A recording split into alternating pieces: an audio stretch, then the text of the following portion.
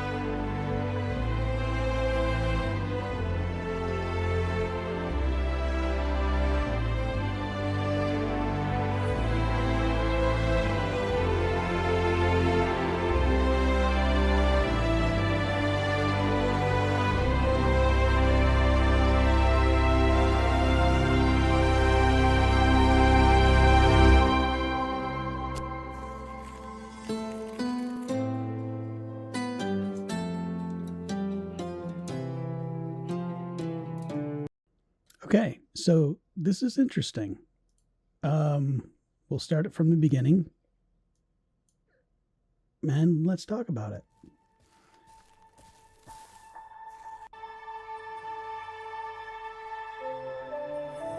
Piastovia and Astoria, presumably names of towns that are going to be part of this new map. Okay, so it looks beautiful. It looks beautiful like the game has looked so far for a few years now. This is interesting. Caught my eye. The animation here. I'm curious if this is cinematic or if this is gameplay kind of animation stuff. If they're really kind of giving us something new. To have the woodshed basically having this stump available. Maybe it's an independent element. I don't know. That somebody could actually do this chopping effect, creating firewood. That is a very interesting element. But down here, this element here, this structure of some kind, maybe foundation of some kind. I'm not sure what that is connected to. Could just be another decorative element in the game. I see barrel overturned on the side here. I don't think that's anything new. I think you can turn barrels on their side now. But I'm not sure about that. Can you? Or is that a basket? I can't tell. Here's obviously a basket over here by this wood. And that's nice. Cart. Lovely if we could build a cart. Please let us build carts. That would be awesome. But anyway, this forest or firewood cutter.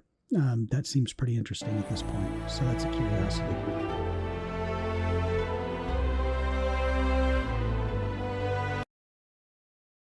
Can't help but notice this guy over here. Is this a new structure we'll be able to build that is going to have people working like a tool bench or any of the other benches that they can work on in the shops that they in the production facilities. This is, to me, a tanner of some sort. I'm presuming that's a hide that's been stretched and they're scraping it. So that would be really interesting. Leather production, maybe you have to, wow, wouldn't that be an interesting dynamic if you get hides now when you kill something and you have to process them into leather? That creates a whole nother production element in the game. Kind of like it. I think that would be really cool. I'm assuming that this is a farm shed over to the left. Cow shed in the rear. Not much change there. I think that's still pretty standard for the game so far. This structure here is a curiosity. I like it, being able to put that as an entrance to a gate system or something like that. If you have palisades stretching out from the sides and that's an entry point, I like that. That would be really neat. Would like it more if there were some lanterns that you could hang off of it. That would be really cool. We'll keep going. And the distraction of the kids running, this is what leads me to think that this is a cinematic thing, because NPCs in the game only run at a few points. When they're following you because of a mission, that's about the only time, or bandits, those are the only times that I know of where NPCs run. So to have kids running, to me, that's cinematic. I don't know. But let's look at the other elements. So in the background, we have a clothesline, and we have people working the clothesline, but we also have a wash tub, but the wash tub is not on the ground. The wash tub is elevated. So that could be another workstation that somebody's being assigned to do laundry, which opens up all kinds of more possibilities, because now you have to assign people to do clothes or wash clothes, and that would be really neat.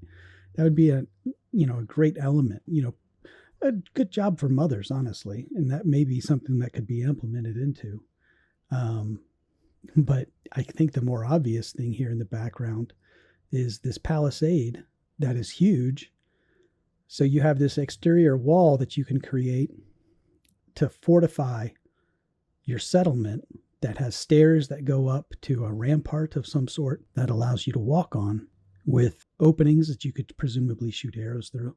That's an interesting and really nice decorative element if it's not fully functional, because we don't have attacking bandits. That would be interesting if we had those, and maybe that could be something that could be coming down the line. But it all ties into this larger structure that kind of looks like a watchtower, but I see an opening here, and that leads me to think, I didn't catch it in the first playthrough, but I think it's a gate of some sort. I think I saw it from the front of the town here. There's a bridge that comes over, and then you see the gate at this tower, and there, obviously, that's what this is. So that is a gate. But I want to go back, because this here, I went too far.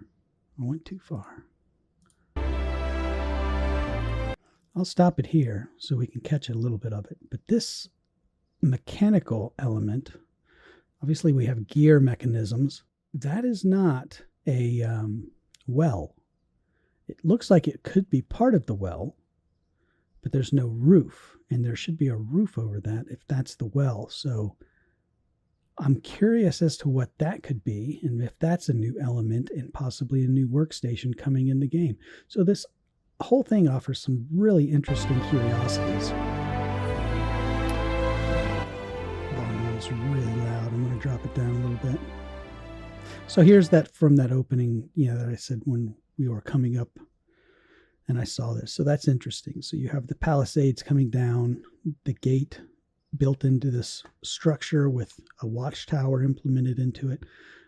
Super incredible element to add that role-playing element to your game of people attacking, and something interesting about this particular settlement or village is that its location is tactical, I guess you could say, strategic, because of this little peninsula that it seems to be on with the water.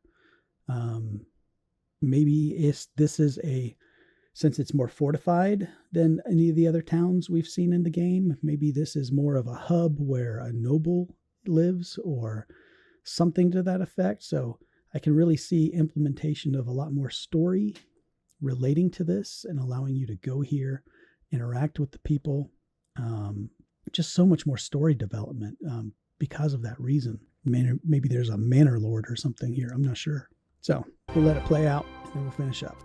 So the last point is here.